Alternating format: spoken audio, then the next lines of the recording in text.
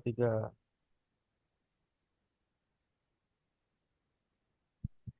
Ya, langsung. Di Zoom dulu nggak sih? Udah. Full screen coy. Ya. Oke, aku mulai ya. Ya, Satu, dua, tiga. Assalamualaikum warahmatullahi wabarakatuh. Selamat malam semua. Kami dari kelompok 8 akan mempresentasikan materi tentang aljabar boolean dan Qimet. Izinkan saya memperkenalkan diri. Perkenalkan, nama saya Christian Jonathan dengan NIM 2405 110040.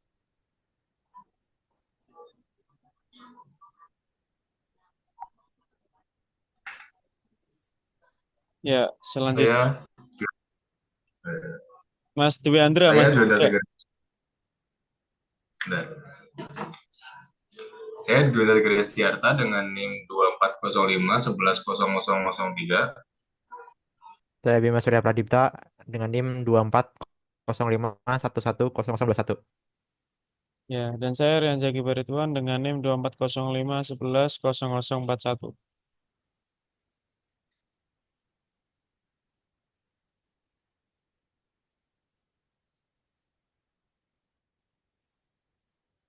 Oke, setelah itu saya akan eh, mempresentasikan tentang definisi dari aljabar Boolean.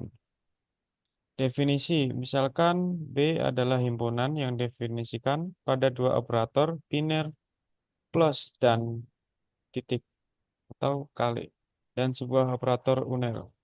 Misalkan 0 dan 1 adalah dua elemen yang berbeda dari B. Ini disebut dengan aljabar boolean jika untuk setiap A, B, C ini dan B berlaku aksioma berikut. Yang pertama ada satu identitas I. Yang ini pertama, A plus 0 sama dengan A. Yang kedua, A titik 1 sama dengan A.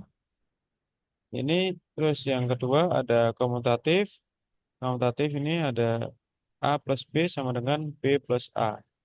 Dan selanjutnya ada A titik B sama dengan B titik A. Terus yang ketiga ada cara distributif. A titik B plus C sama dengan buka kurung A titik B tutup kurung plus buka kurung A titik C tutup kurung. Dan ini selanjutnya ada ini. Dan yang untuk terakhir ini ada komplement untuk setiap A sigma B terdapat elemen unik A petik sigma B sehingga yang pertama ini ada A plus A petik sama dengan 1. Dan yang kedua ada ini. Oke, yang selanjutnya untuk mempunyai sebuah aljabar boolean, orang harus memperlihatkan yang pertama ada elemen-elemen himpunan B, dan yang kedua ada kaidah atau aturan operasi untuk dua operator biner dan operator uner, dan yang ketiga ada himpunan B bersama-sama dengan dua operator tersebut memenuhi keempat aksioma di atas. Aljabar himpunan dan aljabar logika proposisi juga merupakan aljabar boolean karena memenuhi empat aksioma di atas. Dengan kata lain, aljabar himpunan dan aljabar proposisi adalah himpunan bagian atau subset dari aljabar boolean. Dengan kata lain seperti ini. Ini adalah contoh dari aljabar boolean. Terus yang selanjutnya ada aljabar boolean dua nilai. Merupakan aljabar boolean yang paling populer karena aplikasinya luas, lebih luas. Pada aljabar dua nilai ini, contohnya seperti ini. B sama dengan buka kurung 0,1. 0 dan 1 gitu ya. Nah, yang berikutnya ada operator biner plus dan titik dan operator uner. Uner seperti ini atau menggunakan tanda petik. Nah, dan selanjutnya ada kaidah untuk operator biner dan operator uner. Seperti ini contohnya, jika A dan B sama dengan 0. Jika A 0, B-nya 1 sama dengan 0. Jika A 1, B-nya 0 sama dengan 0. Jika semuanya A dan B 1, maka hasilnya 1. Nah, keempat aksioma di atas sudah dipenuhi. Terus yang selanjutnya ada ekspresi boolean. Ekspresi boolean ini dibentuk dari elemen-elemen B atau peubah-peubah yang dapat dikombinasikan satu sama lain dengan operator plus, titik, atau dan petik. Contohnya seperti ini.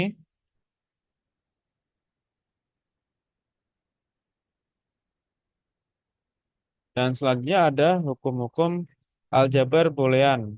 Yang pertama ada hukum identitas, dan yang kedua ada hukum idempoten, ketiga hukum komplement, keempat hukum dominasi, kelima hukum involusi, keenam hukum penyerapan, ketujuh hukum komutatif, kedelapan hukum asosiatif, kesembilan hukum distributif, ke-10 hukum De Morgan, ke-11 hukum 0 atau 1. Contohnya seperti ini.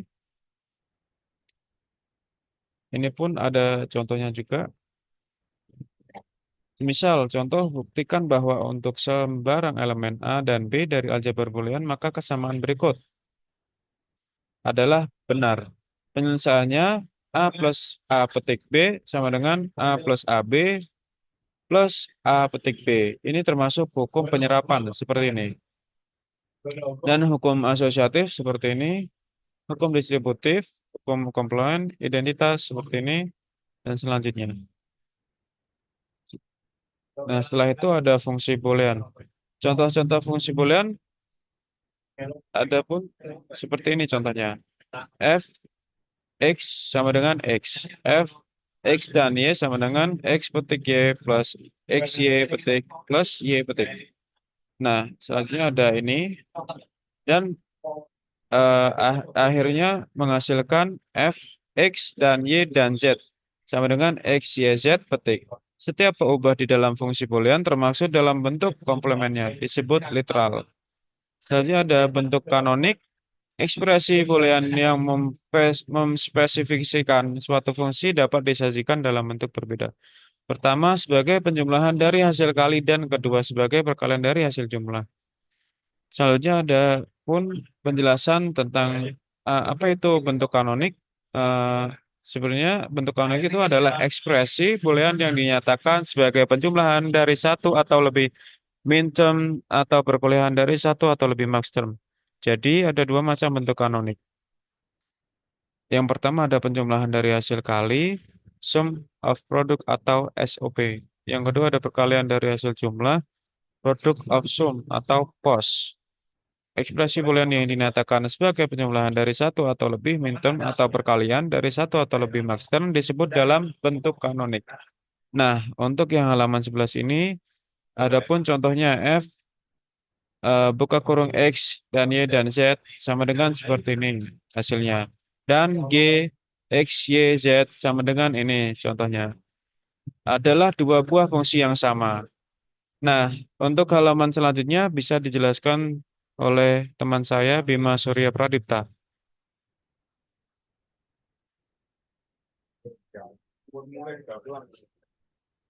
Silakan.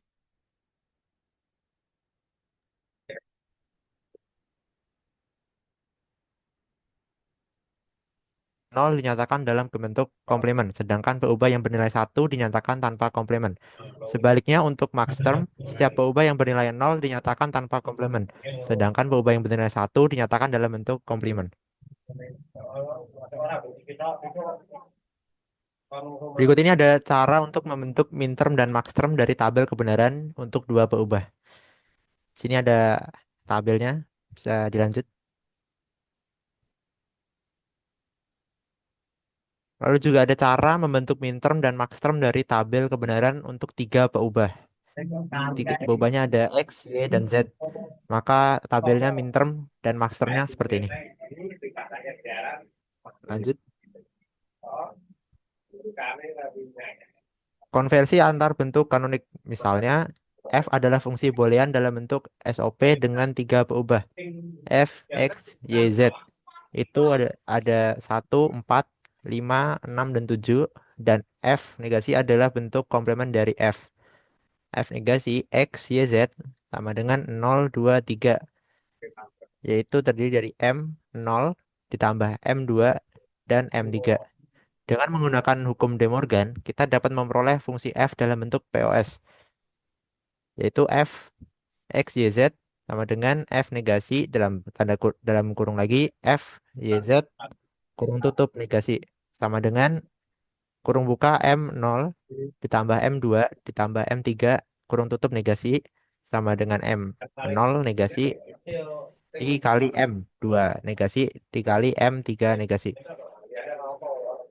sama dengan kurung buka X negasi Y negasi Z negasi kurung tutup berikan negasi lagi kurung buka X negasi Y Z negasi kurung tutup negasi kurung buka X negasi Y Y Z kurung tutup negasi. Sama cara itu kemudian akan menjadikan F dalam kurung buka X Y Z kurung tutup sama dengan 1 4 5 6 7 yaitu 0 2 3. Kesimpulannya adalah MJ negasi sama dengan MJR. Berikutnya adalah rangkaian logika. Fungsi boolean juga dapat dipresentasikan dalam bentuk rangkaian logika. Ada 3 gerbang logika dasar, yaitu gerbang AND, gerbang OR, dan gerbang NOT. Sini ada 3 bentuk dari rangkaiannya. Lanjut.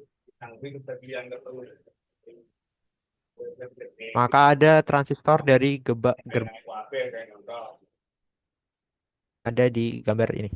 Ada AND, OR, NOT, dan NAND.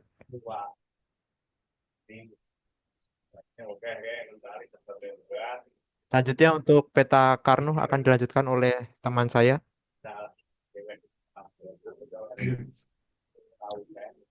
Oke, di sini saya akan menjelaskan tentang peta Carnot. Oke. Peta Carnot atau key map merupakan metode grafis untuk menyederhanakan fungsi boolean. Metode ini ditemukan oleh Maurice Carnot pada tahun 1953. Peta Carnot adalah sebuah diagram atau peta yang terbentuk dari kotak-kotak atau berbentuk buju sangkar yang bersisian. Tiap kotak mempresentasikan sebuah minterm.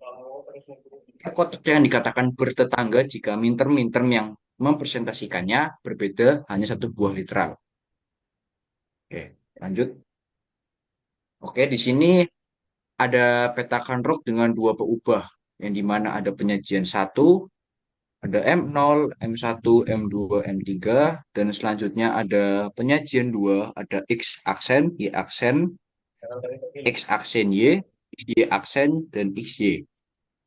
Selanjutnya ada penyajian 3, ada X aksen, Y aksen, X aksen Y, XY aksen, dan XY. Dan di bawahnya ada peta Carnot dengan 2 peubah. Sini ada contoh-contohnya ada di bawah.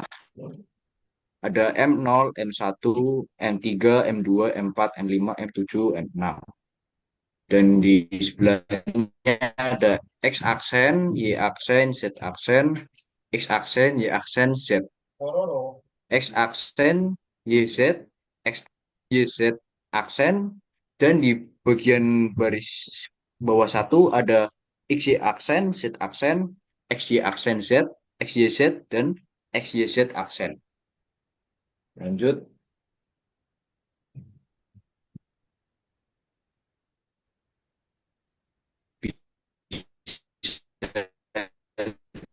Di slide selanjutnya. Oke, di sini ada contoh F X Y Z sama dengan X Z aksen plus Y. Yang dimana X Z aksen adalah pada kolom keempat, Y sama dengan semua kotak pada kolom ketiga dan kolom keempat. Gambarnya bisa dilihat di bawah ini. Oke, next.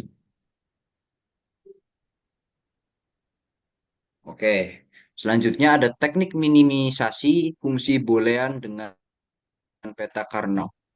Penggunaan peta Carnot dalam penyederhanaan fungsi boolean dilakukan dengan cara menggabungkan kotak-kotak yang bernilai 1 dan saling bersisian. Kelompok kotak yang bernilai 1 dapat membentuk pasangan atau 2 kuad atau 4, oktet atau 8. Oke, di sini ada contoh dari penggulungan. Di sini sederhanakan f x y z sama dengan x aksen y z plus x y aksen z aksen plus x y z plus x y z aksen. Untuk gambar di bawah ini, sebelum f x y z sama dengan x aksen y z plus x y z aksen z aksen plus x y z plus x y z aksen.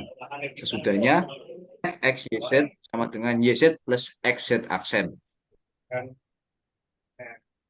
Oke, selanjutnya untuk materi selanjutnya saya serahkan kepada Saudara Dwiandra.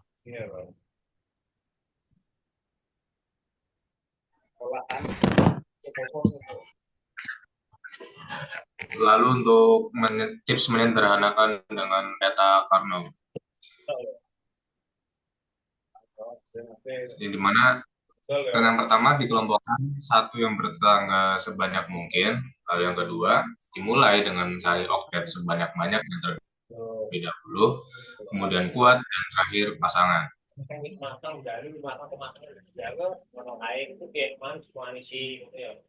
Carnot atau peta Carnot menjadi metode visual yang digunakan untuk menyederhanakan ekspresi aljabar dalam fungsi boolean. Keymap merupakan representasi grafis dari tabel kebenaran yang memetakan semua kemungkinan kombinasi input dan output dari sebuah fungsi logika. Keymap memiliki beberapa karakteristik, yaitu yang pertama, terdiri dari kotak-kotak dua dimensi yang disusun mengikuti aturan kode Gray. Yang kedua, setiap sel atau kotak berisi kode binder 0 atau 1 yang output dari fungsi rangkaian elektronikanya. Paling cocok untuk fungsi dengan 2 hingga 4 variabel. Yang keempat, prosesnya lebih sulit untuk fungsi dengan 5 atau 6 variabel. Dan terakhir, sangat sulit atau bahkan mustahil untuk fungsi dengan 7 variabel atau lebih. Lalu contohnya, misalkan diberikan fungsi logika berikut. F ABCD sama dengan sigma M 1371115 plus D 025, yang dimana M adalah min term yang perlu disederhanakan, yaitu kondisi di mana fungsi bernilai 1. Lalu untuk D adalah don't care condition, yang dimana kondisi ini yang bisa diabaikan karena tidak memenuhi hasil akhir. Kita sederhanakan fungsi logika ini menggunakan keymap, yang jadinya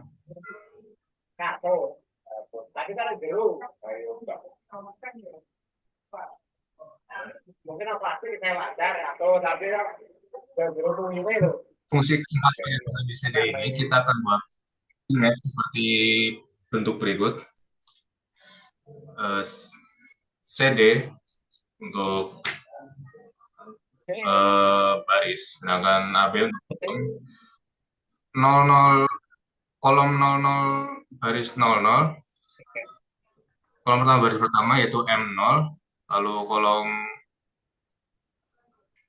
kedua baris pertama yaitu M1 untuk 0101, 0100, lalu 1100 itu M3, lalu 1000 M2. Lalu untuk kondisi 0001 M4, 0101 M5, 1101 M7, 1001 M6. Lalu kondisi 0011 M atau minterm 12, lalu 0111 M13, 1111 M15, 1011 M14. Lalu 0010 yaitu M8, 0110 M9, 1110 M11, dan 1010 M10.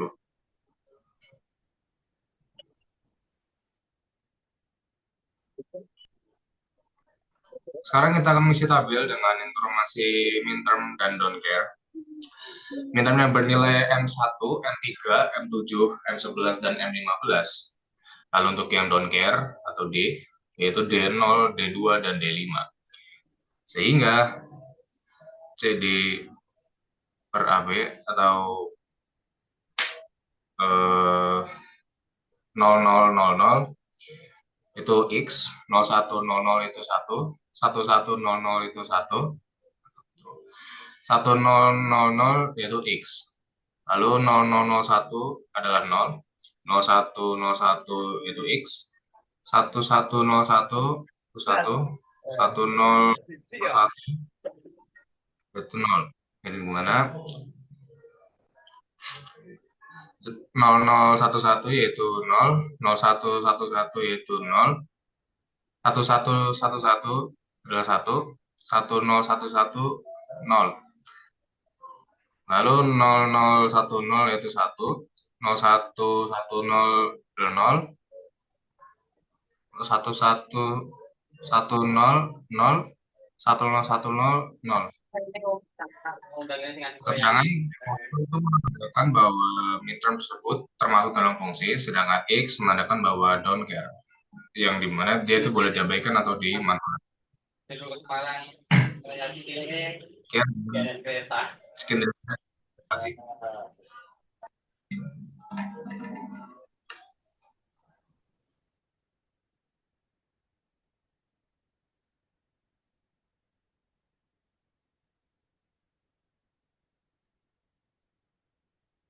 Mas Christian bisa ditutup. Oke, maaf, maaf. Oke, sekian presentasi aljabar boolean dan Key-map dari kelompok 8. Kurang lebihnya mohon maaf, saya tutup. Assalamualaikum warahmatullahi wabarakatuh. Waalaikumsalam warahmatullahi wabarakatuh. Terima kasih. Terima kasih. Sudah selesai, teman-teman.